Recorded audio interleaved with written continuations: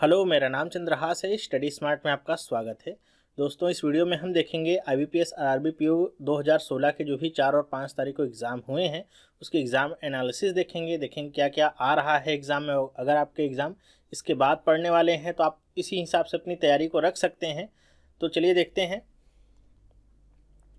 देखिए, आप सबको फॉर्मेट तो पता ही होगा कैसा होगा कि आपका क्वांट सेक्शन से लगभग 40 क्वेश्चंस थे और रीजनिंग से आपके 40 क्वेश्चंस थे। टोटल आपको 45 मिनट का समय दिया गया था। तो अगर मैं सबसे पहले क्वांट सेक्शन पे बात करता हूँ तो जैसा मैंने RRB PO 2016 के लिए स्ट्रेटजी बताई थी, सारे जो स्ट्रेटजी बताई थी लगभग उसी तरह का पूरा आपका पेपर था। तो अगर आपने वो स्ट्रेटजी फॉलो की होगी तो मेरे ख्याल से आपने बहुत अच्छा पेपर करके आया होगा। देखिए, सबसे पहले मैं बात करूँ तो DI पे आ जाऊँ अगर, तो DI आपकी 5 नवंबर का जो एग्ज़ाम हुआ था या 4 नवंबर का, उसमें 15 नंबर की DI आई थी। 15 नंबर का मतलब 3 सेट थे DI में, ठीक है। अब 3 सेट में क्या थे कि कोई भी आपका डबल चार्ट वाला ऐसा कोई क्वेश्चन नहीं आता। मतलब ऐसा नहीं था कि किसी में पाई चार्ट है और उसके साथ साथ बार डायग्राम, मतलब जो मिक्स्ड ग्राफ होता है, मिक्स्ड ग्राफ नहीं आया था। सिंगल सिंगल आपके ग्राफ आए हुए थे, चाहे वो पाई चार्ट हो, चाहे आपका टेबुलर चार्ट हो, चाहे लाइन ग्राफ हो, इसी तरह के आए हुए थे। तो अगर आज के एग्ज़ाम की मैं बात करूं तो आज जो है अभी एक आपका आया था DI टेबुलर ग्राफ पे, ठीक है। टेबुलर रिप्रेजेंटेशन था उसमें डेटा का। टोटल उसमें 5 क्वेश्चंस थे। क्वेश्चन का लेवल कैसा था? इजी टू मॉडरेट, मतलब बहुत ज़्यादा टफ भी नहीं था और आसान भी एकदम तो नहीं था। एक दो क्वेश्चन आपको बहुत सिंपल मिल जाएंगे और आप उसको आसानी से कर भी लिए होंगे। अगर आपने एग्ज़ाम दिया होगा तो आप जानते ही होंगे। अगर आपने एग्ज़ाम नहीं दिया है तो ध्यान रखिएगा कि यहाँ पे जितने भी आपके DI आए थे, एक आपका टेबल पे आया हुआ था, एक आपका पाई चार्ट पे था और तीसरा आपका था बार डायग्राम पे या बार ग्राफ पे था। तीनों से 5-5 नंबर के क्वेश्चन पूछे गए थे। टोटल आपके 15 नंबर के क्वेश्चंस थे। 15 में से कम आप 12 नंबर के क्वेश्चंस तो ईजिली कर सकते थे, तीनों को मिला करके। मतलब कुछ क्वेश्चंस ऐसे होते हैं जिनमें बहुत ज़्यादा कैलकुलेशन होती है। जैसे टेबल वाले ग्राफ में क्या, अगर आपसे एवरेज पूछ लेगा तो आपको हर एक कॉलम से एवरेज निकालना, हर एक रो से एवरेज निकालना या उसका डिफरेंस निकालना, तो वो थोड़ा सा कैलकुलेशन पार्ट बढ़ जाता है। टफ नहीं होता है, क्या होता है, कैलकुलेटिंग होता है, टाइम टेकिंग होता है। तो उस तरह के क्वेश्चंस को आप अगर छोड़ कर भी करेंगे तो 12 नंबर के क्वेश्चंस तो आसानी से कर ही लेंगे यहाँ पे। तो यहाँ पे जो टेबुलर ग्राफ था वो आपका था कुछ इस तरीके से। स्टूडेंट्स थे वहाँ पे, इंस्टीट्यूट की बात हो रही थी, सब्जेक्ट्स थे, कुछ फ्रेंच थे और मेल फीमेल, ऐसा कुछ करके एक ग्राफ पूरा बना हुआ था। और जो पाई चार्ट था वो आपका परसेंटेज बेस्ड पे था, ठीक है। परसेंटेज बेस्ड पे था, मतलब डिग्री वाला नहीं था। यहाँ पे आपका पाई चार्ट बना हुआ है जैसे, और ये पाई चार्ट आपका परसेंटेज बेस्ड पे है कि ये इसका 30% है, ये 40% है, ऐसे करके डिवाइडेड था। तो यहाँ पे डिग्री वाला कोई भी केस पूछा नहीं गया था पाई चार्ट में। और अगर बार ग्राफ की बात करूँ तो यहाँ पे 2 कंपनियों के डेटा को बताया गया था, एवरेज पूछा जा रहा था, तो यही सब आया था यहाँ पर भी। तो ऑल ओवर अगर देखा जाए तो बहुत ज़्यादा टफ नहीं था। DI का 15 नंबर, इसमें से आप कम से कम 12 नंबर तो ईजिली निकाल सकते थे, ठीक है। तो ये आपका DI था। मैंने एग्ज़ाम की जो स्ट्रेटजी बताई थी उसमें बताया था कि आपका 3 सेट तो लगभग आता ही है यहाँ पे DI में। तीन नहीं आएगा तो आपका जो 5 नंबर का होता है वो अदर्स वाले क्वेश्चन में जुड़ता है, लेकिन यहाँ पे 3 सेट पूछे गए हैं, 4 नवंबर को भी, 5 नवंबर को भी, ठीक है। तो आगे भी आपके यही सेट पूरा फॉलो होगा, क्योंकि कल वाला जो पैटर्न था वो आज एकदम सेम टू सेम कॉपी हुआ है, तो वैसे ही कुछ पूछा जाएगा। अब DI को अगर छोड़ दिया जाए तो क्या क्या आया हुआ था? एक तो आपका नंबर सीरीज आया हुआ था, आप सबको पता ही होगा। और नंबर सीरीज आपकी 5 नंबर की पूछी गई थी, इजी टू मॉडरेट थी। इजी टू मॉडरेट का मतलब क्या होगा कि यहाँ पे ऐसा नहीं था कि आप सारे पाँचों के पाँचों क्वेश्चंस कर लेंगे आसानी से। हाँ, अगर आप थोड़ा सा समय देते तो कर लेते, लेकिन क्या है ना, यहाँ पे टाइम की बैरियर है। 45 मिनट का ही टाइम था और ये जो टाइम होता है एग्ज़ाम शुरू होने के बाद इतनी तेज़ी से ख़त्म होता है। कहने को बाद में आसान होता है, बाद में तो जो एग्ज़ाम दे के निकलते हैं पेपर वो भी कहेंगे बहुत आसान पेपर आया हुआ था, लेकिन करना इसको कठिन होता है क्योंकि टाइम बहुत तेज़ी से कम होता है।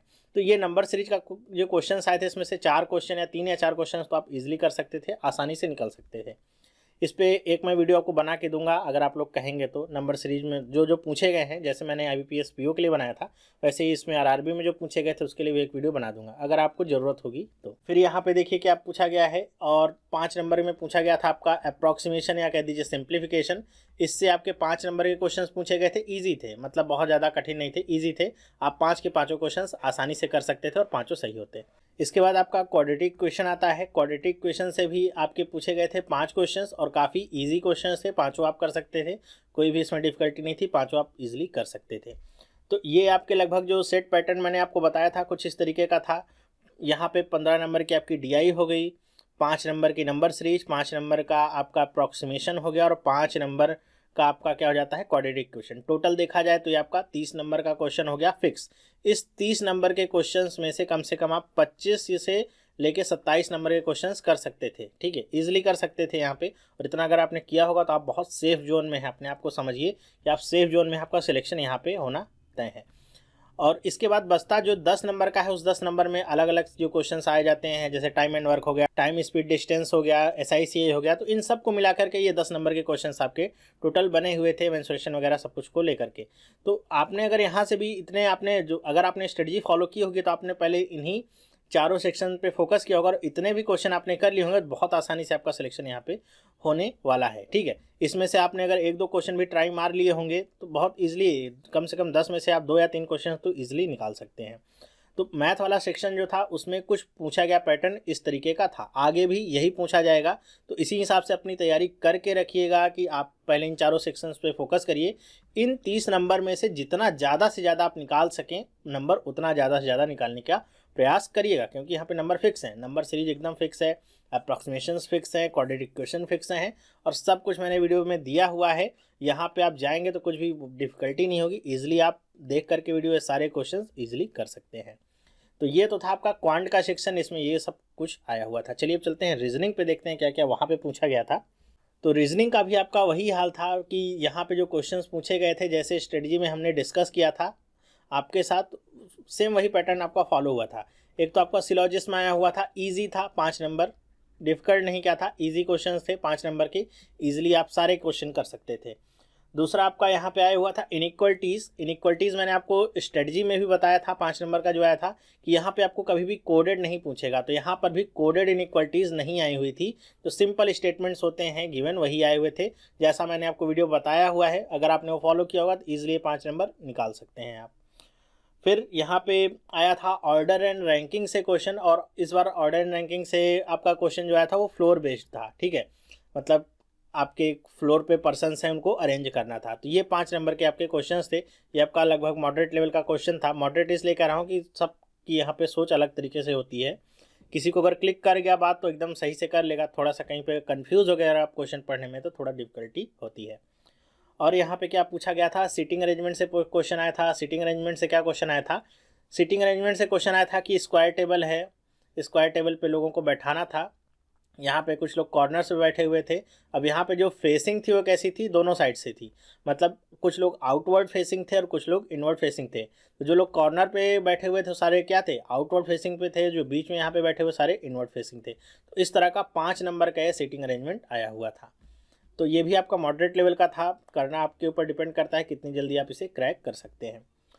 फिर नेक्स्ट चलते हैं, तो हमने देखा था डायरेक्शन सेंस से, जैसा कि मैंने आपको बताया था डायरेक्शन से यहाँ पे क्वेश्चन आया हुआ था। कितने नंबर का क्वेश्चन था, 3 नंबर का क्वेश्चन यहाँ पे डायरेक्शन से पूछा गया था। और जैसा मैंने कहा था ब्लड रिलेशन से क्वेश्चन आएगा, वो भी आपका 2 नंबर का था और ये भी आपका कोडेड फॉर्म में नहीं था, सिंपल जैसे स्टेटमेंट गिवन होते हैं वैसे था, कोडेड नहीं था। तो ये भी आपके वही थे जैसे हमने स्ट्रेटजी में डिस्कस किया हुआ था। और यहाँ पे एक लीनियर अरेंजमेंट भी आया हुआ था, और ये लीनियर अरेंजमेंट जो था लगभग 9 लोगों को लेकर के था, सारे के सारे लोग नॉर्थ फेसिंग में थे।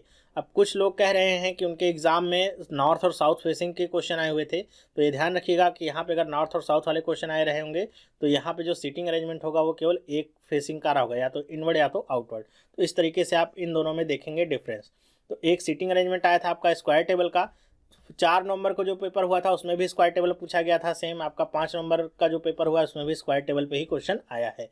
तो स्क्वायर टेबल को एक बार आप अच्छे से देख के तैयार करके जाइएगा। लीनियर अरेंजमेंट आया था 9 लोगों का, नॉर्थ साइड में सारे लोगों का फेस था और ऐसे करके उनको बैठाना था। तो मेरे ख्याल से इसको करना आपके लिए ईजी था, 5 नंबर यहाँ से भी आप निकाल सकते थे। तो यहाँ पर देखा जाए 10 नंबर के क्वेश्चन आपके एक्स्ट्रा में थे, जो अदर्स में और पूछे जाते हैं, अल्फा न्यूमेरिकल सीरीज वगैरह को लेकर के, और छोटे छोटे जो क्वेश्चंस बनते हैं उन सब को लेकर के 10 नंबर के फालतू के और एक्स्ट्रा में क्वेश्चन थे। फालतू के नहीं मतलब एक्स्ट्रा के क्वेश्चन थे जिनको आप कर सकते हैं। इस 10 नंबर में से कम आप 5 से 6 नंबर के क्वेश्चन कर सकते थे। तो यहाँ पर अगर आपने सिलॉजिज्म करेंगे 5 नंबर का ये, 5 नंबर का ये, और 5 नंबर का आपका इन दोनों को मिला करके 5, 5, 10, 5, 15 नंबर के क्वेश्चन तो एकदम सुपर इजी थे। बहुत आसानी से 15 नंबर के क्वेश्चन आप 10 मिनट के अंदर कर सकते हैं, या 5 से 7 मिनट के अंदर इनको निपटा सकते हैं 15 नंबर के क्वेश्चंस। उसके बाद जो बचता है, जैसे यहाँ पे 10 नंबर के जो एक्स्ट्रा में और क्वेश्चंस थे, इनको भी आप 5 से 6 क्वेश्चन कर सकते हैं, ज़्यादा कठिन नहीं आते हैं। और यहाँ पे जो सीटिंग अरेंजमेंट था वो भी आपका ईजी था। तो टोटल अगर देखा जाए तो रीजनिंग में भी अगर आपने 25 से 27 तक के क्वेश्चन अगर अटेम्प्ट किए हैं तो आप सेफ जोन में हैं। दोनों को मिला करके आपने अगर 50 या 50 से ऊपर अटेम्प्ट किया हुआ है तो समझिए कि आप सेफ जोन में हैं। एक्यूरेसी पे डिपेंड करता है, वैसे नहीं कि कुछ लोग बोलेंगे सर हमने तो 80 में 80 कर दिया लेकिन फिर भी सिलेक्शन नहीं हुआ। 80 में 80 किया तो लेकिन एक्यूरेसी कितनी थी ये भी डिपेंड करता है। तो आपने अगर 50 क्वेश्चन या 55 क्वेश्चन किए 100% एक्यूरेसी के साथ, 100% क्यों कह रहा हूँ क्योंकि पेपर इजी था, तो 100% के साथ किया हुआ है तो आप एकदम मौज में हैं, यहाँ पे आपका सिलेक्शन हो सकता है। अब चूँकि पेपर ईजी जा रहे हैं तो हो सकता है कट ऑफ लिस्ट आपकी थोड़ी सी ऊपर चली जाए, क्योंकि यहाँ पे पेपर अगर ईजी होता है तो आपका कट ऑफ नंबर जाहिर सी बात है ऊपर जाएगा। पेपर अगर टफ होता है तो कट ऑफ क्या होता है, नीचे जाता है। लेकिन यहाँ पे फिर से आपको एक बार अंदाज़ा दिला दूँ, क्योंकि यहाँ पे जैसे मैं आपको बता रहा हूँ कुछ लोगों के एग्ज़ाम जिनके नहीं होंगे वो लोग खुश तो हो रहे होंगे कि इतना इजी पेपर था, मैं तो हो जाएगा, मेरा निकल जाएगा। लेकिन जब एग्ज़ाम टाइम में आप बैठते हैं और ये जो 45 मिनट का टाइम आपका शुरू होता है उल्टा, तो ये जब आपका शुरू होता है जितनी देर में आप क्वेश्चन पढ़ते हैं फिर एक बार घड़ी को देखते हैं 45 मिनट से शुरू हुआ था, फिर वो 44 मिनट कुछ सेकंड पे होता है, तो आप सोचते हैं इतने मिनट बीत गए मेरे, इतने सेकंड बीते जा रहे हैं, अभी तक क्वेश्चन ही मैं पढ़ रहा हूँ। तो ये जो प्रेशर होता है टाइम का, ये आपके लिए क्या होगा, यही आपका टर्निंग पॉइंट हो गया है, यही कह लीजिए आपका विनिंग फैक्टर हो सकता है। अगर आप इससे नहीं डरे और अपने ऊपर कॉन्फिडेंस रहा आपको और आप क्वेश्चंस जल्दी जल्दी करते गए अच्छे तरीके से, तब तो आपका सिलेक्शन हो सकता है। लेकिन आपके ऊपर अगर टाइम ने प्रेशर बना दिया तब आपको आता हुआ क्वेश्चन भी नहीं हो पाएगा। तो मेरे ख्याल से आपको समझ में आया होगा कैसे आपको एग्ज़ाम में बैठ के देना है, टाइम को कैसे आपको जीतना होगा, टाइम के ऊपर आपको अपने दिमाग को रखना होगा, टाइम को अपने दिमाग के ऊपर हावी नहीं होने देना है। तो ये तो था 4 और 5 नवंबर का आरआरबी पीओ 2016 का एग्ज़ाम एनालिसिस। अब अगर देखिए आगे आने वाले जो एग्ज़ाम होंगे आरआरबी के वो भी सेम पैटर्न पे होंगे, तो मुझे नहीं लगता है कि फिर से मुझे बार बार एनालिसिस की वीडियो बनानी चाहिए। और अगर उसमें कुछ डिफरेंस आएगा तब तो मैं बना दूंगा, क्योंकि वो अभी के लिए भी फ़ायदेमंद होगी आपके लिए और आगे नेक्स्ट ईयर जो एग्ज़ाम वगैरह देंगे उनके लिए भी फ़ायदेमंद होगी, ताकि उनको पता रहेगा। आपको भी अगर आप अगले साल के लिए तैयारी कर रहे हैं तो आप इसी पैटर्न को लेकर के तैयारी करिए। तो अगर ऐसा होगा तो बना दूंगा। और एक बात और मैंने जो कही है कि नंबर सीरीज पे अगर वीडियो चाहिए होगी तो कमेंट करके बताइएगा, तो मैं बना दूंगा। नहीं चाहिए होगा, आपको लगता है कि इजी था, सब कुछ आसानी से कर सकते थे, तो इसकी कोई ज़रूरत नहीं लगती है मुझे भी। तो इस वीडियो में बस इतना ही। वीडियो देखने के लिए आपका बहुत बहुत धन्यवाद। अब हम मिलेंगे नेक्स्ट वीडियो में। नेक्स्ट वीडियो में मैं आपको यहाँ पे जो रैंकिंग एंड ऑर्डरिंग से एक पार्ट जो खाली है वो भी आज ही दूंगा इस वीडियो के बाद। तो ध्यान से देखिएगा उस पार्ट को, क्योंकि वो आपके लिए एडवांस लेवल का पार्ट होगा जो एग्ज़ाम में ज़्यादातर पूछा जाता है। जिनके मेंस के एग्ज़ाम हैं उनके लिए भी बहुत ही इंपॉर्टेंट होगा। तो ये वीडियो देखने के लिए आपका बहुत बहुत धन्यवाद। अब हम मिलेंगे नेक्स्ट वीडियो में, तब तक के लिए have a nice day and bye.